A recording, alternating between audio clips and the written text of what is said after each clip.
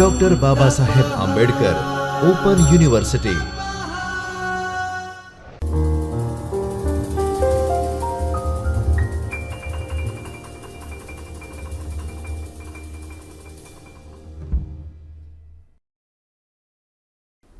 नमस्कार, doctor Baba Saheb Ambedkar open university के चैतन्य studio में आप सभी का स्वागत है। मैं Neetu Singh, assistant professor in special education. आज का जो हमारा टॉपिक है वो स्पेशल बीएड के पेपर SCSB 02 के करिकुलम मॉडिफिकेशन एंड इवैल्यूएशन के block 2 teaching of academic functional skill से है, जो हमने पिछले क्लास में भी डिस्कस किया था। उसी को आज हम आगे करेंगे। आज का है शिक्षा में आधुनिक टेक्नोलॉजी। जैसे आजकल हम लोग मोबाइल से ऑनलाइन क्लासेस लेते हैं और बहुत टेक्नोलॉजी में बहुत सारा चीज़ें आ गया है। जैसे मोबाइल में भी बहुत सारा फंक्शंस है, या कैमरा में, टीवी में। इसी तरह से जो वीआई बच्चे उनके लिए जो चीज़ें इस्तेमाल होती है, एड्स एंड अप्लाइंसेस, उसमें भी हम टेक्नोलॉजी का इस्तेमाल करते हैं। और टेक्नोलॉजी का इस्तेमाल करने से उन्हें आसानी हुई है और चीज़ों को आसानी से वो एडेप्ट करके इस्तेमाल करते हैं। सीखने की प्रक्रिया में सुधार के लिए तकनीकों और उपकरणों का इस्तेमाल करना एक प्रणाली के रूप में है। जैसे टेक्नोलॉजी का विकास विशेष शिक्षा में स्पेशल चाइल्ड है, उनके जो भी ऑब्स्टिकल्स है, बाधाएं, उसको दूर करने और उनके लिए उपयुक्त बनाने के लिए शैक्षिक कार्यक्रमों तक उनका पहुंच आसानी से हो पाए, उन्हें प्राप्त हो पाए, इसके लिए इस्तेमाल होता है। मोबिलिटी के लिए जो हम सिंपल लॉन्ग कैन इस्तेमाल करते हैं या फोल्डिंग कैन इस्तेमाल करते हैं, उसमें भी टेक्नोलॉजी का इस्तेमाल किया गया है। तो उसका नाम हो गया लेजर कैन। इस कैन में एक उपकरण है जो 3 दिशाओं, ऊपर, नीचे और किनारे पर उत्सर्जित करता है। ये किरणें किसी वस्तु से टकराकर वापस उछलती और ध्वनि उत्पन्न करती है। ध्वनि व्यक्ति को वस्तु की दिशा और दूरी के बारे में बताती है। जब भी उसमें से आवाज़ निकलेगा, वो जो सामान है, ऑब्स्टिकल्स है, वो कितने दूर पर है और किस साइड में है, वो उसके द्वारा वो बताएगा। निस्संदेह व्यक्ति को यह भेद करने के लिए प्रशिक्षित किया जाना चाहिए कि ध्वनि की विभिन्न पिच, दूरी में अंतर दर्शाती है। जब हम बच्चे को स्टार्ट करते हैं ट्रेनिंग देना या प्रशिक्षण करना, लॉन्ग कैन का इस्तेमाल करना या फिर पढ़ने लिखने के लिए, और डिफरेंट साउंड्स, जैसे एनिमल का साउंड अलग अलग है, हर व्यक्ति का अपना आवाज़ अलग होता है। तो हम आवाज़ से भी व्यक्ति को पहचान सकते हैं किसकी आवाज़ है, मम्मी का, पापा का, भैया का, या हमारे पड़ोस का है, दादा दादी का है। तो इस तरह से जो साउंड का जो डिफ्रेंशिएशन करना है, जो अलग अलग लोगों की या अलग अलग वस्तु का साउंड है। जैसे एनिमल में भी कैट का, लायन का, रैट का, हर एक का अपना अलग साउंड है। तो यहाँ पे हम बच्चे को जो साउंड है उसको अलग अलग, उसका पिच और उसकी पहचान का हम बचपन से ही शुरू कर देते हैं, ताकि वो अगर लेजर कैन का इस्तेमाल कर रहा है और कहीं पे जा रहा है तो वहाँ पे जो साउंड आएगी उससे वो पता कर सकता है, या उससे पता चल जाएगा कि किस तरह का आवाज़ है और किस चीज़ का आवाज़ है। जैसे आप पिक्चर में देख रहे हो, जो लेजर कैन है उसमें वाइब्रेटर और बजर लगा होता है। फिर इससे जब भी जो ऑब्जेक्ट है, जैसे वाइब्रेशन का आपने मोबाइल में भी देखा होगा, जब वाइब्रेशन मोड पे मोबाइल को डाल देते हो तो उसमें से, या वाइब्रेशन रिंग, दोनों, तो वाइब्रेट भी होता है और उसमें से आवाज़ भी आती है। सिर्फ वाइब्रेशन मोड पे डालते हो तो उसमें से सिर्फ हिलने का, वाइब्रेट करने का आवाज़ आता है। तो यहाँ पे जो लेजर कैन है उसमें भी वाइब्रेटर और बजर लगा हुआ है, ताकि उसके आगे जो ऑब्जेक्ट है उसको इंडिकेट कर सके। फिर इसमें IR स्कैनर भी लगा हुआ है, तो वो स्कैन करके जो व्यक्ति इसका इस्तेमाल कर रहे हैं उसको वो बता सके। फिर इसके निचले भाग में वाटर सेंसर भी है।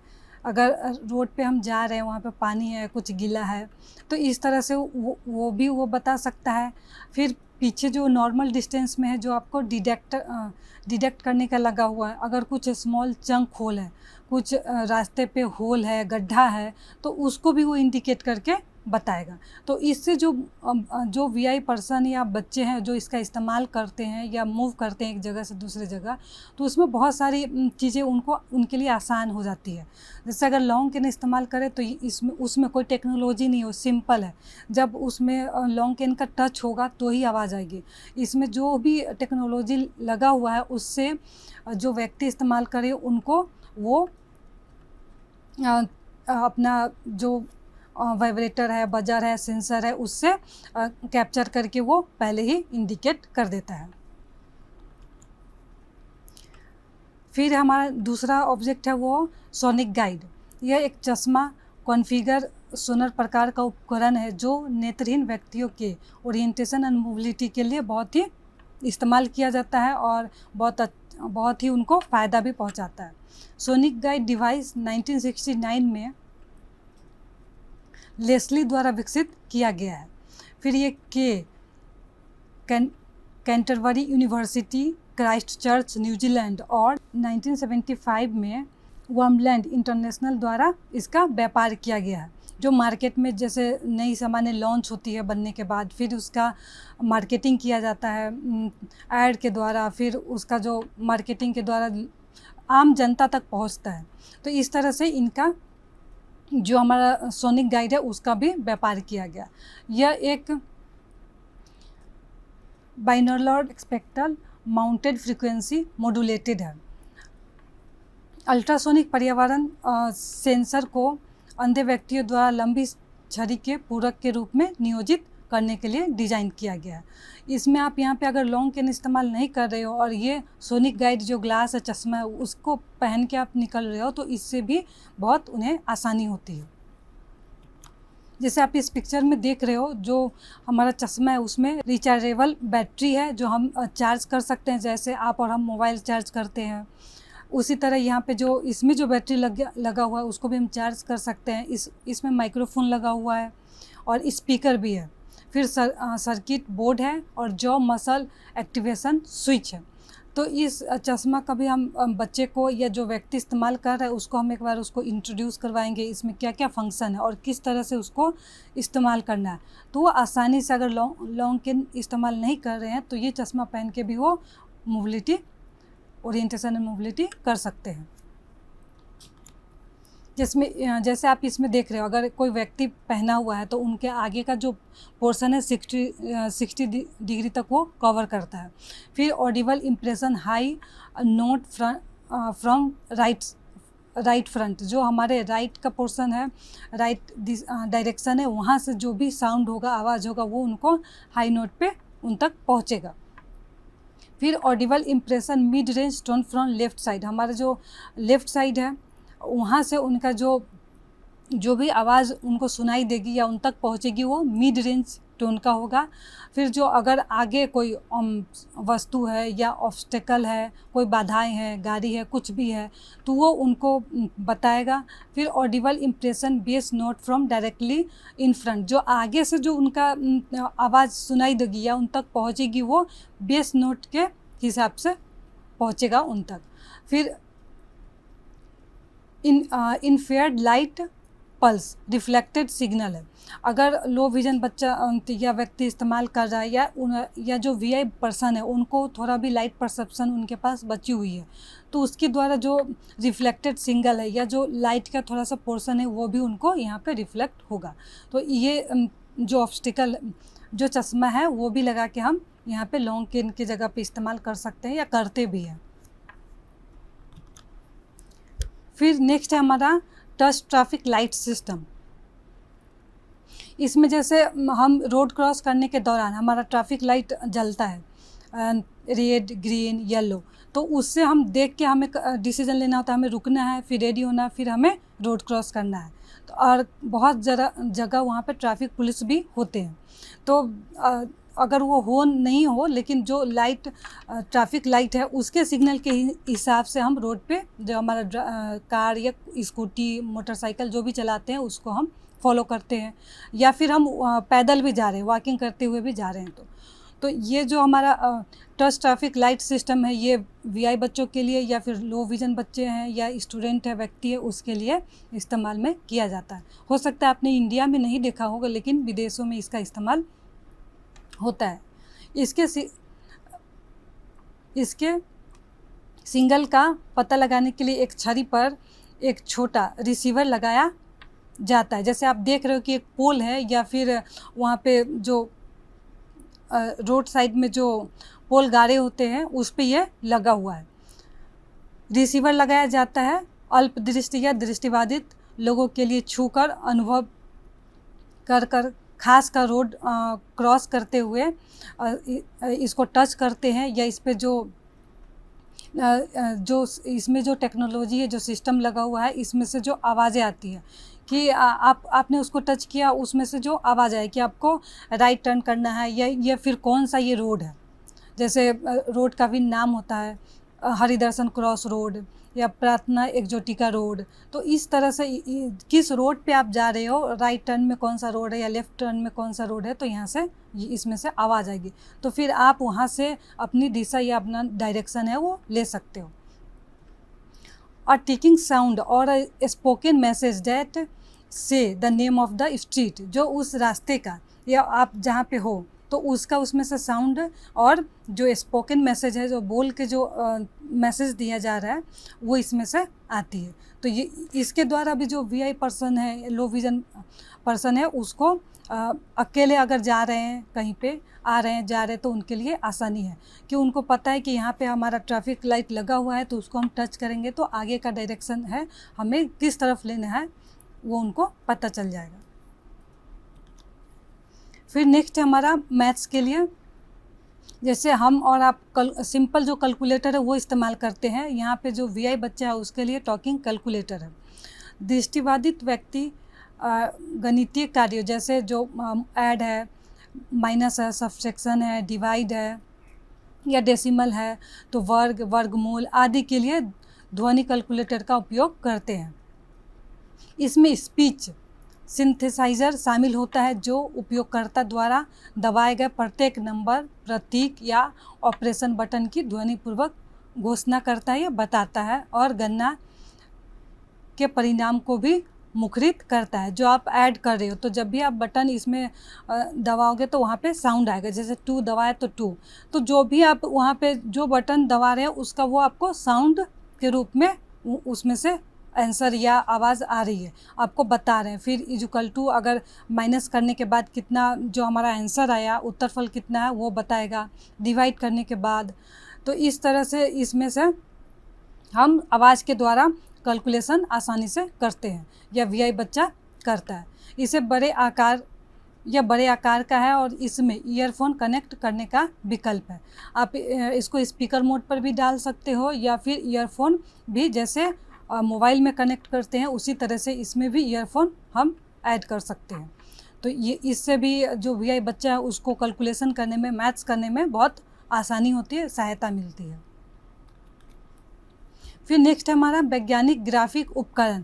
जैसे चार्ट पेपर पे हम ग्राफ बनाते हैं, मैथ्स का जो सम्स आता है ग्राफ का, उसको हम बनाते हैं। तो यहाँ पे जो वीआई बच्चा है वो ग्राफ पेपर को देख नहीं पा रहा है, या लो विज़न बच्चा है वो भी क्लियरली आइडेंटिफाई नहीं कर पा रहा है। तो यहाँ पे जो इंच और सेंटीमीटर ग्राफ शीट है जो वीआई बच्चों के लिए है, उसका इस्तेमाल किया जाएगा। उसके द्वारा उनको हम सिखाएंगे, पढ़ाएंगे। यह कागज़ उपयुक्त कागज़ पर इंच और सेंटीमीटर के अंतराल को संतुलित करके स्पर्श रूप से तैयार किया जाता है।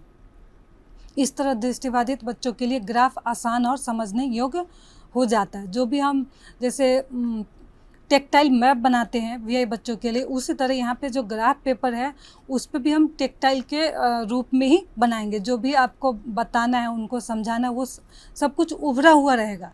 तो उसको स्पर्श करके जो वीआई बच्चा है वो समझेगा या फिर वो बनाने का भी सीखेगा। जैसे आप एग्जाम्पल के लिए एक आप उसको बना हुआ दिखाओगे या वो टच करके फील करेगा, फिर आगे का जो प्रोसेस है दूसरा सम्स का करना है, तो वो उस पर खुद बनाने का प्रयास करेगा, बनाएगा और सीखेगा। तो यहाँ पे जो उनका ग्राफ पेपर है वो भी टेक्टाइल के रूप में ही होगा। फिर हमारा नेक्स्ट है कंप्यूटर। कंप्यूटर जैसे सभी लोग आजकल कंप्यूटर इस्तेमाल करते हैं हर एक चीज़ के लिए, मेल करने के लिए, कुछ इंटरनेट पे हमें सर्च करना है उसके लिए, ऑनलाइन क्लासेस के लिए। तो कंप्यूटर बहुत ही ज़्यादा हमारे एजुकेशन में या हमारे हर एक फील्ड में इस्तेमाल होने लगा है। जो नॉर्मल व्यक्ति है या स्टूडेंट है वो हर कोई इस्तेमाल करता है आजकल। तो जो वीआई बच्चे हैं उनको लिए कंप्यूटर इस्तेमाल करना हो सकता है थोड़ी दिक्कत की बात हो, क्योंकि उस पे आपको सर्च करना है तो आप उस पे माउस के द्वारा करोगे या फिर टच स्क्रीन है तो उसके द्वारा करोगे। तो वीआई बच्चे कैसे कर पाएंगे? तो उनके लिए जो है वो स्क्रीन रीडर सॉफ्टवेयर है, तो इसके द्वारा वो आसानी से जो कंप्यूटर पे आप और हम काम करते हैं वो भी उसी तरह से कर सकते हैं। जो पहला है वो है NVDA। ये इसका जो फुल फॉर्म है नॉन विजुअल डेस्क एक्सेस। ये एग्ज़ाम में भी कई बार आता है इसका फुल फॉर्म लिखने के लिए, तो आप लोग ध्यान में रखना। तो ये जो सॉफ्टवेयर है वो स्पेशली जो वीआई बच्चे हैं उनको ही ध्यान में रख के डेवलप किया हुआ है। NVDA नेत्रहीन बालकों को विंडो ऑपरेटिंग सिस्टम और कई तृतीय पक्ष जो और भी एप्लीकेशंस होते हैं तक पहुंचने और बातचीत करने की अनुमति देता है। जैसे अगर कंप्यूटर है उसमें आजकल बहुत सारा ऐप है, हर चीज़ के लिए अलग अलग ऐप का इस्तेमाल किया जाता है। तो यहाँ पे जो कंप्यूटर के साथ जो बच्चा डील कर रहा है उसके अलावा और जो थर्ड पार्टी ऐप है या एप्लीकेशन है उसको भी हमें इस्तेमाल करना बच्चे को सिखाना है, तो उसका भी ये सपोर्ट करता है।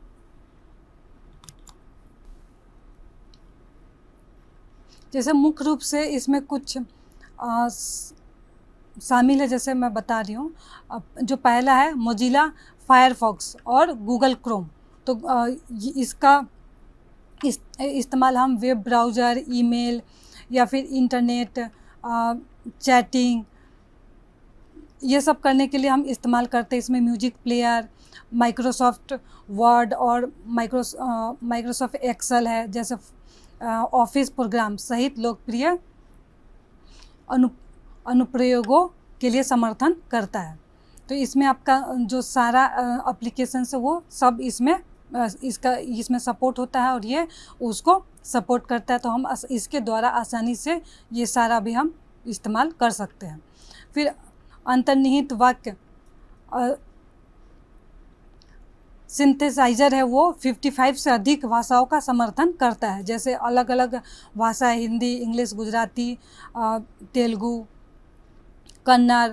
तो इसमें जो 55 से भी अधिक भाषा को ये सपोर्ट करता है, उससे भी बच्चे को आसानी होगी और वो आसानी से इसका इस्तेमाल कर सकता है। साथ ही कई अन्य तृतीय पक्ष आवाज़ों के लिए भी समर्थन करता है।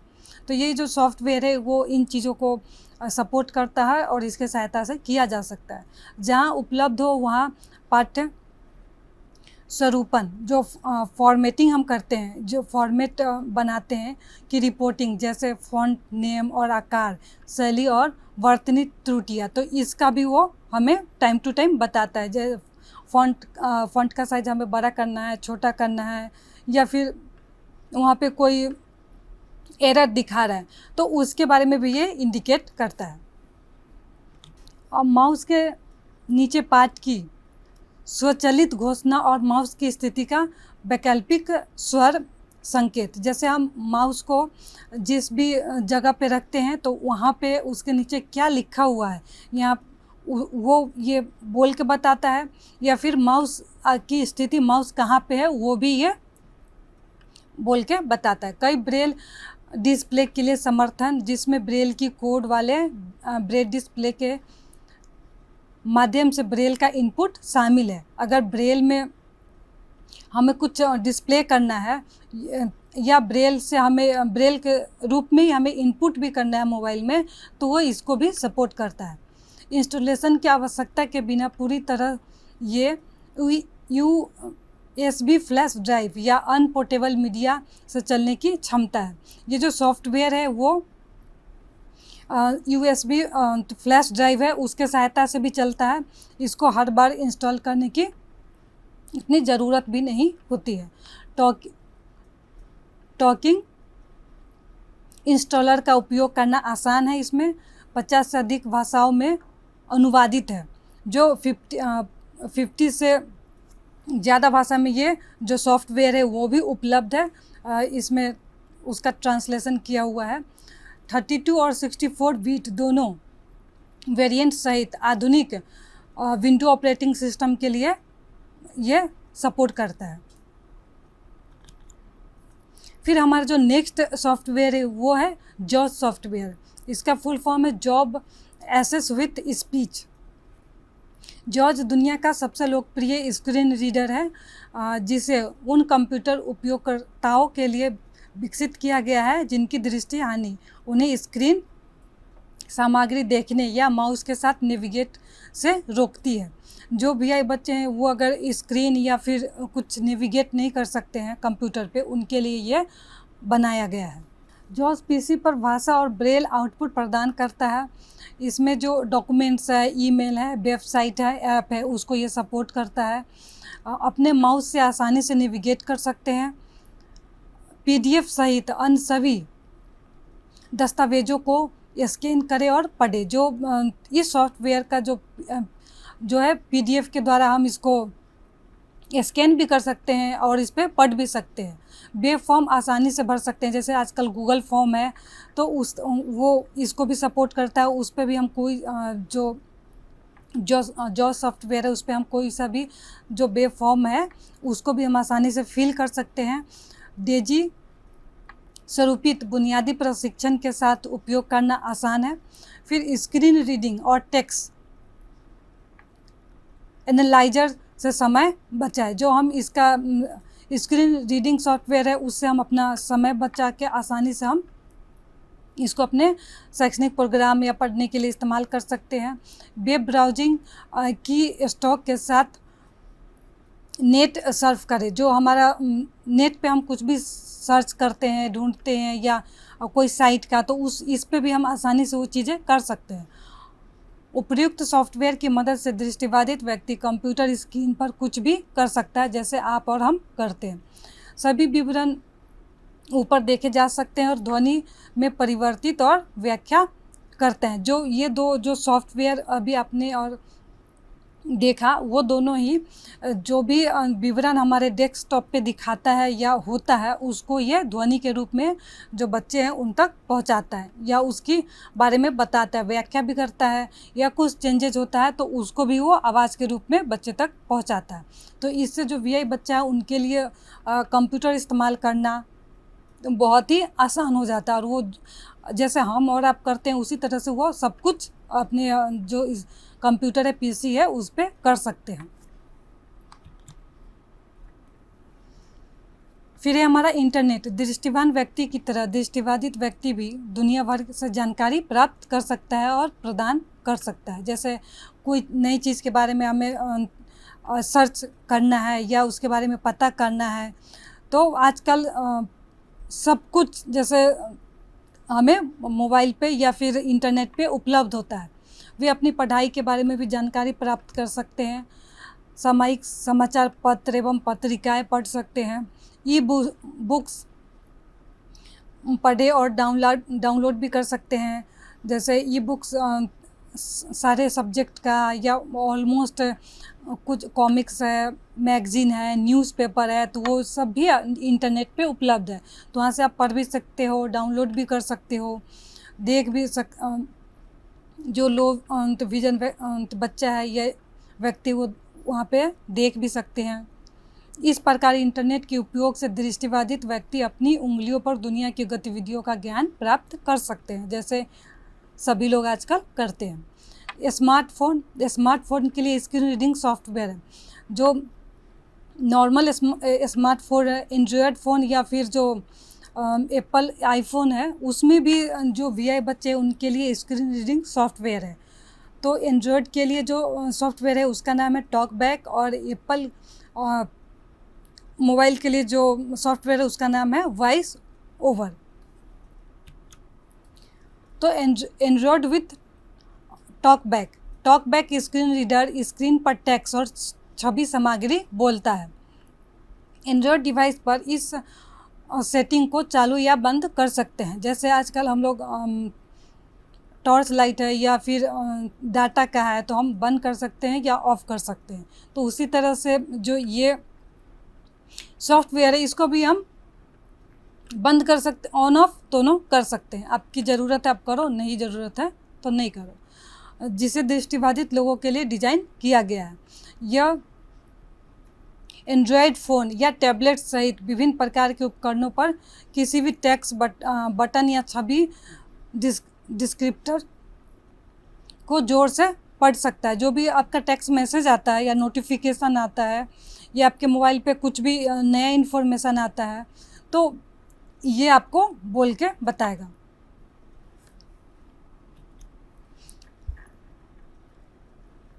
फिर है Apple with voice over. Voice over smartphone की स्क्रीन की सामग्री को जोर से पढ़ता है, जिससे उपयोगकर्ता आसानी से ऐप्स ब्राउज कर सकता है, लिंक खोल सकता है, टेक्स्ट या ईमेल टाइप कर सकता है, वास्तव में सब कुछ कर सकता है जो भी आमतौर पर होता है। टेक्स्ट मैसेज भेजना है, व्हाट्सएप पे चैट करना है, ईमेल सेंड करना है, तो वो सारी चीज़ें हम कर सकते हैं। फिर है नया प्रोग्राम, जैसे गुजरात माध्यमिक एवं उच्चतर माध्यमिक शिक्षा बोर्ड द्वारा दिव्यांग छात्र अधिकार अधिनियम 2016 के प्रावधानों के अनुरूप दिव्यांग विद्यार्थियों की आवश्यकता एवं औचित्य के अनुसार विशेष सुविधा उपलब्ध कराने के संबंध में निम्नलिखित निर्णय लिए गए हैं। जो हमारा जो गुजरात गवर्नमेंट है उन्होंने जो डिसीजन लिया है, यह विकलांग छात्र सक्षम प्राधिकारी से विकलांगता का प्रमाण पत्र प्रस्तुत करता है। जो भी स्पेशल चाइल्ड है उनका अगर डिसेबल सर्टिफिकेट बना हुआ है और डिसेबल सर्टिफिकेट में 40 या 40 से अधिक परसेंटेज का डिसेबल सर्टिफिकेट है तो वो जो फैसिलिटीज़ है सरकारों द्वारा वो उनको ग्रहण कर सकते हैं या उनको वो उनके लिए उपलब्ध होता है। जैसे लर्निंग डिसेबिलिटी है, माना जाए इसके संबंध में स्वास्थ्य विभाग द्वारा बनाए गए नियमों के अनुसार लर्निंग डिसेबिलिटी वाले विद्यार्थियों को सक्षम अधिकारी से प्रमाण पत्र प्रस्तुत करने पर विकलांगता से संबंधित विशेष सुविधाएं दी जाएगी। कोई भी डिसेबिलिटी है वो 40 या 40% से ऊपर होना चाहिए। तो अगर है उतना तो ही जो सरकार द्वारा, जो राज्य सरकार द्वारा या केंद्र सरकार द्वारा जो फैसिलिटी है, जो सुविधाएं है, वो ये बच्चे आराम से अवेल कर सकते हैं। तो जो एग्ज़ाम है या परीक्षा से रिलेटेड जो भी इन बच्चों के लिए प्रोविज़न है वो इनको मिलेगा। जैसे दिव्यांग विद्यार्थियों को परीक्षा के दौरान विशेष शैक्षणिक सहायक सामग्री के उपलब्ध में छूट है। से पूरी तरह से दृष्टिहीन, निकट दृष्टि या फिर ब्लाइंड या सीपी बच्चा है, ऑटिस्टिक या मल्टीपल डिसेबिलिटी स्टूडेंट है, बधिर और अत्यधिक बधिर छात्र अपनी आवश्यकता के अनुसार computer screen reader, Braille loaded software NVDA और JAWS loaded software computer abacus, Taylor board लिखित परीक्षा में फ्रेम, ब्रेल गणितीय कंपास आदि का उपयोग करते हैं। जो VI बच्चे उनके लिए जो ज्योमेट्री किट्स है वो टेलर फ्रेम, अवेकस और जो सॉफ्टवेयर है उसका भी इस्तेमाल वो कर सकते हैं। अल्पदृष्टि वाले विकलांग छात्र मैग्नीफायर, टॉकिंग कैलकुलेटर और बड़े कैलकुलेटर, बड़ी चाबी वाला कंप्यूटर, ऑप्टिकल सहायक उपकरण जो है उसका वो इस्तेमाल कर सकते हैं, या अल्प दृष्टि किट है। तो जो इनका VI बच्चों का या लो विजन बच्चों का जो किट है वो अपने एग्ज़ाम के दौरान एग्जामिनेशन हॉल में उसको ले जा सकते हैं और इस्तेमाल कर सकते हैं। फिर इनके लिए जो ब्रेल में प्रश्न पत्र, जो क्वेश्चन पेपर आएगा वो ब्रेल में होना चाहिए। गुजरात माध्यमिक और उच्चतर माध्यमिक बोर्ड की कक्षा 10वीं और 12वीं की सार्वजनिक लिखित परीक्षा में दृष्टिबाधित छात्रों को ब्रेल लिपि में जो क्वेश्चन पेपर है वो उपलब्ध करवाना है। परीक्षा की अवधि अगर 3 घंटे का पेपर है तो जो स्पेशल चाइल्ड एग्ज़ाम दे रहा है उनको एक्स्ट्रा 1 घंटा और मिलेगा। परीक्षा की प्रति घंटे कम से कम 20 मिनट, अगर 1 घंटे का पेपर है तो उनको 20 मिनट एक्स्ट्रा मिलेगा। तो इसी तरह अगर 2 घंटे का पेपर है तो 40 मिनट एक्स्ट्रा मिलेगा, और अगर 3 घंटे का पेपर है तो उनको 1 घंटा एक्स्ट्रा मिलेगा। जहाँ तक संभव हो परीक्षा केंद्र भूतल पर होना चाहिए। जो ग्राउंड फ्लोर है वहाँ पे इनके बैठने का सिटिंग अरेंजमेंट होना चाहिए स्पेशल चाइल्ड के लिए। परीक्षा केंद्र विकलांग व्यक्तियों के लिए सुलभ होना चाहिए। जो वहाँ का इन्वायरमेंट है तो बैरियर फ्री इन्वायरमेंट होना चाहिए, जो स्पेशल चाइल्ड है वो उनका इस्तेमाल कर सके। और वहाँ पे ले जाने के लिए रैंप होना चाहिए ताकि उनको जाने आने में आसानी हो। और लेखक पाठक प्रयोगशाला सहायक के उपयोग की अनुमति हो। जो भी अगर उनको स्क्राइबर की ज़रूरत है या वीआई बच्चा है वो बोल रहा है और उनको एक सहायक की ज़रूरत है जो उनका आंसर शीट लिख दे, तो वो भी वो कर सकते हैं, उनकी भी परमिशन होती है। सिर्फ ये ध्यान में रखना है कि अगर बच्चा 10वीं की एग्ज़ाम दे रहा है तो वो जो उसका जो लेखक होगा या स्क्राइबर होगा वो 9वीं का होना चाहिए। उसके क्लास से ऊपर क्लास के नहीं होना चाहिए और उसके समान क्लास का नहीं होना चाहिए, उससे छोटा होना चाहिए या उसके नीचे की क्लास के होने चाहिए।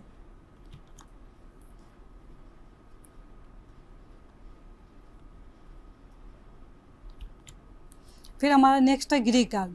जैसे पहला ओरिएंटेशन एंड मोबिलिटी क्या है, दूसरा ओरिएंटेशन और मोबिलिटी में 2 बुनियादी तकनीकें क्या क्या है, फिर तीसरा हमारा ओरिएंटेशन और मोबिलिटी के महत्व के बारे में संक्षिप्त वर्णन करें, उसका इम्पोर्टेंस क्यों है वीआई बच्चे या लो विजन बच्चों के लिए। क्लू और लैंडमार्क की परिभाषा लिखें और दोनों में अंतर बनाए, दोनों में डिफरेंसेस क्या क्या है। फिर हमारा 5वां है स्क्रीन रीडर सॉफ्टवेयर के नाम बताए, जो अभी हमने डिस्कस भी किया है। तो यहाँ पे जो हमारा ब्लॉक 2 है वो कंप्लीट हो रहा है। नेक्स्ट क्लास में हम ब्लॉक 3 स्टार्ट करेंगे। धन्यवाद।